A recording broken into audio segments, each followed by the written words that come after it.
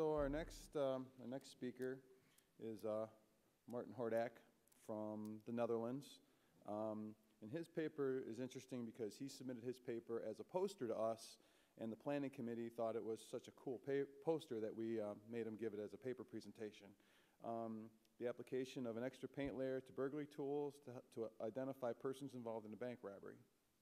Maarten Hordijk. Thank you, David.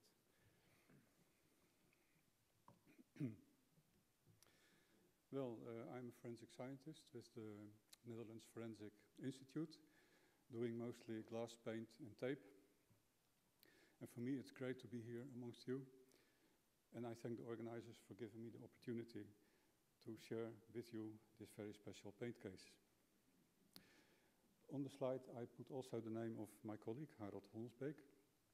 He is in my team, and he did most of the practical work in the case I'm now going to reveal to you. But first, I give you an idea of the part of the world that I live in. I show you the map of the Netherlands, a kingdom between the North Sea to the west and the north, Germany to the east, Belgium to the south.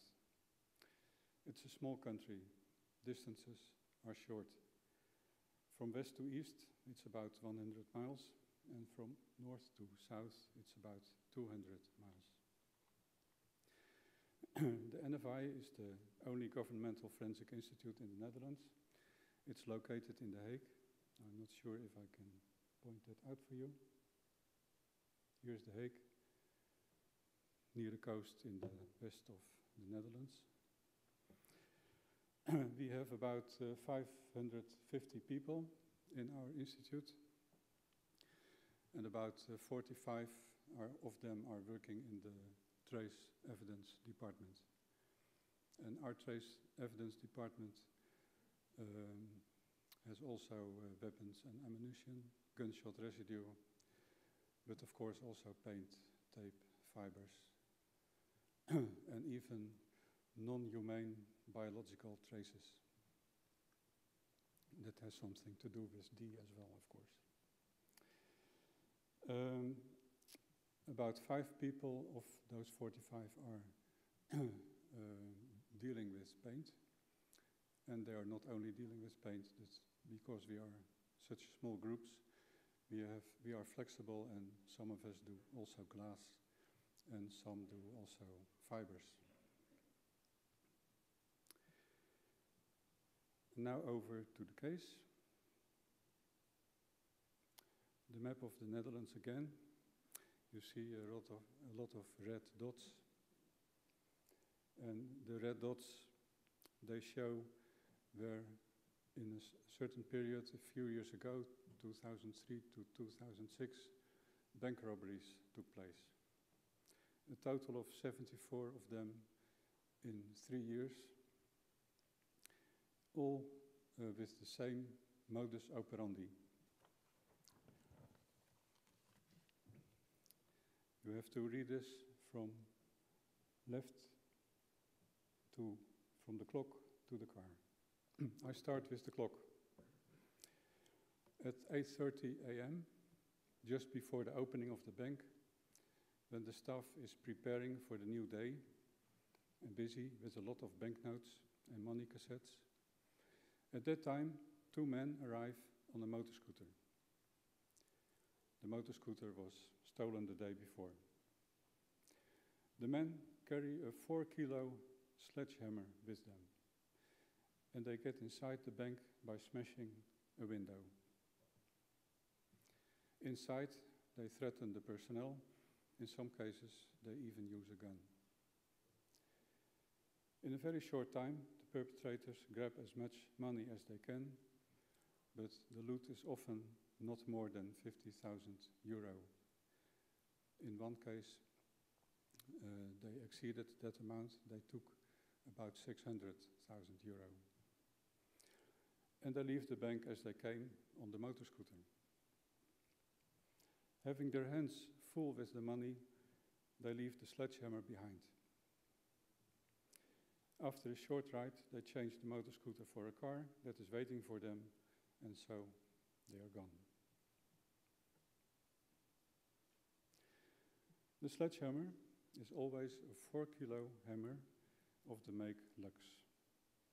Here you see 4,000 grams, 4 kilo. Here the mark of Lux. Lux is a German tool factory. The hammer is new, never used before.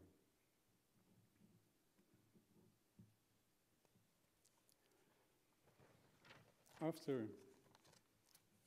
some robberies and some found sledgehammers, the police found out that these sledgehammers had been bought in one particular do-it-yourself shop.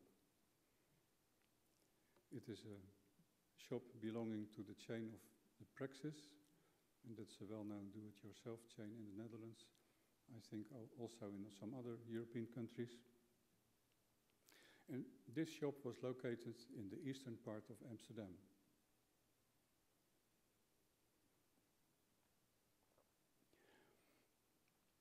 And the sales in that particular shop of that hammer were 20% above average. The habit of the perpetrators to buy the sledgehammers in one particular shop gives the police a key to get more information about who are involved, and provides the police also with a way to get evidence against them. The prosecutor and the police decide then to set a trap.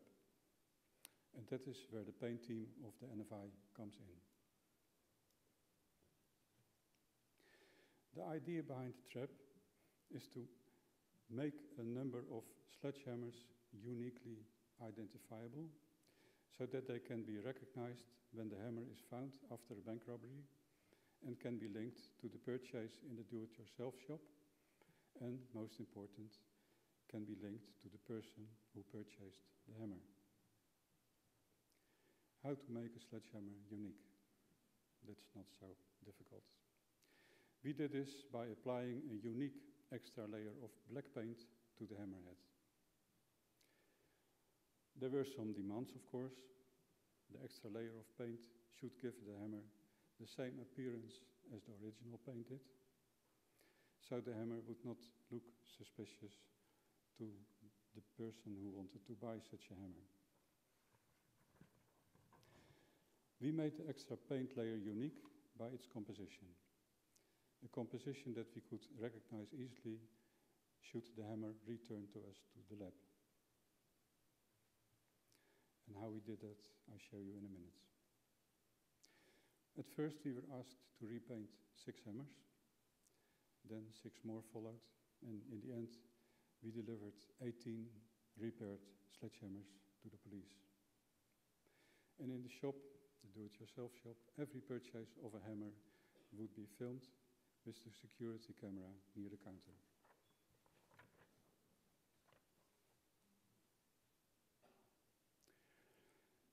First we looked at the original sledgehammer, the paint that it had on it.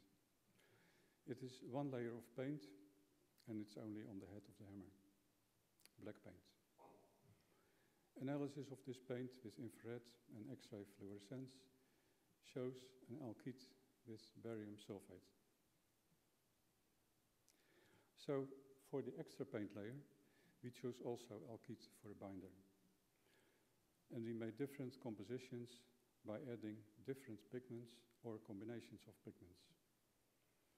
For pigments, we took, for instance, antimony white or cobalt green and others that you see in this slide. This slide shows you some stages in the preparation of the new paint.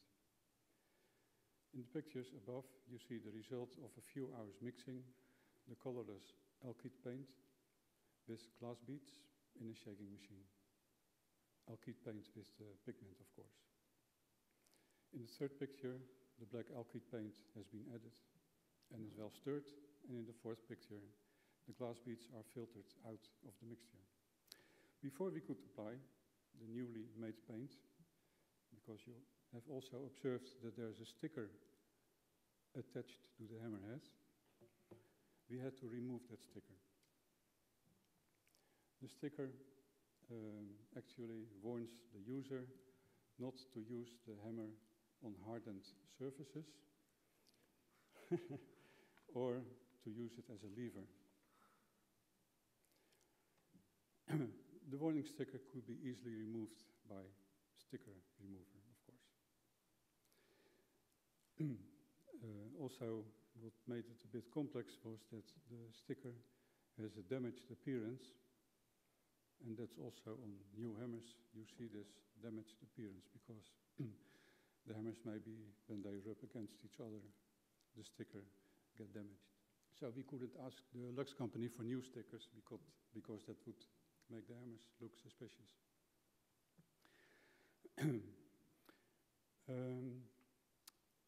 So now, when the sticker was removed, we could apply the new paint. And after the new paint had dried, the sticker could easily be reattached to the hammer because the sticker had kept its adhesive property.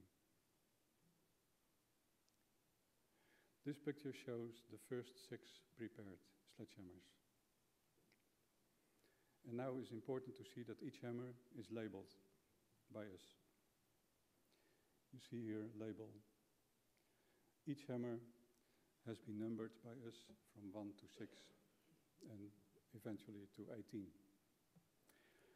So this number corresponds with the paint that we apply to the hammer. And at our institute we made a little database consisting of the infrared and X-ray fluorescence spectra of the 18 paints and also of the pigments that we used, or combination of pigments. This picture shows that the hammers can be easily identified by its X-ray fluorescence spectrum. The extra paint on hammer number 1 is antimony white. You see the antimony peak in the XRF spectrum, and the extra paint on hammer number 2 contains a mixture, a combination of antimony white and chromic phosphate. And you see peaks of antimony, chromium and phosphor.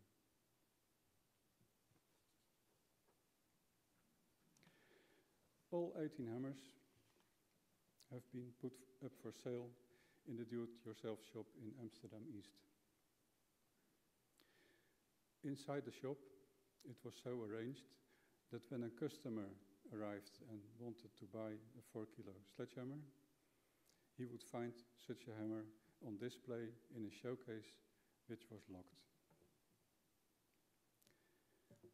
The customer had then to inform the shop assistant about his wish to buy such a hammer. The shop assistant then went to the storeroom where all the prepared hammers were kept, and there he removed the label with the number, and the hammer was handed over to the customer. The customer went to the counter to pay for the hammer. In between, the shop assistant secretly made a record of the number of the sold hammer and also the time of the purchase. In this way, the purchase could be associated to the pictures that were taken by the security camera near the counter.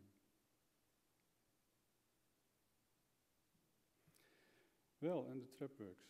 In the meantime, the bank robberies continued to take place, and every time a sledgehammer was left at the scene of crime, this hammer was submitted to the NFI for investigation. Within some months, we received 5 out of the 18 prepared hammers back at the NFI as evidence after a bank robbery. So that was quite exciting to us. And after X-ray fluorescence analysis and comparing the spectra with the spectra in our small database, the hammer could be identified. The 5 hammers appeared to be the hammers that we had given the number 6, 7, 9, 10 and 11. What we did then was to report the number to the police.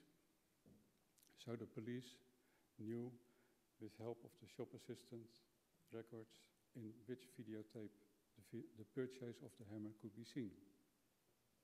And with the pictures of the purchase in hand, the police had the image of the buyer. Then it was a matter of time before the identity of the buyer was known. In some cases, the television program Opsporing Verzocht was helpful. the program Opsporing Verzocht is a Dutch version of Crime Watch. And I'm not familiar with the name here in the United States, but I think Crime Watch is in the UK used. But Crime Stoppers, Crime Watch. You know it. So this slide visualizes, in short, the successful results of the trap that was set. First, we start with the bank robbery, let's say in the city of D in the Netherlands. The sledgehammer was left behind, submitted to the NFI as evidence. We looked if there was an extra layer of paint. You can imagine that we also got a lot of hammers that had only one paint on it, so they didn't belong to the 18 hammers. But once we observed the extra paint layer, then we took infrared and XRF spectrum, and so in this case we revealed that we saw the paint, the extra paint that we gave to hammer number 6. And in this case it's a mixture of the pigments Bremen green and cobalt green, and it contains the elements copper, cobalt and zinc. So the number 6, that is what we reported to the police. The police went over to the shop, watched that video tape and saw the pictures of the buyer of this particular hammer. Here you see the man, and he's at the counter paying for the hammer and wrapping it in a Praxis bag.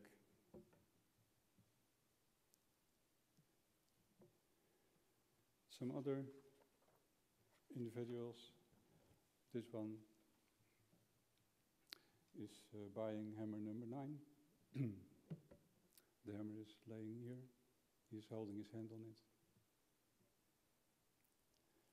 And this one is buying hammer number 11. And apparently he has some trouble in handling the hammer because of it's 4 kilo heavy. So all this helped the police to arrest 8 men that were suspected of committing tens of bank robberies over a period of several years. They went on trial in July 2007 and were convicted. And that brings me to the end of this presentation. Thank you for your attention.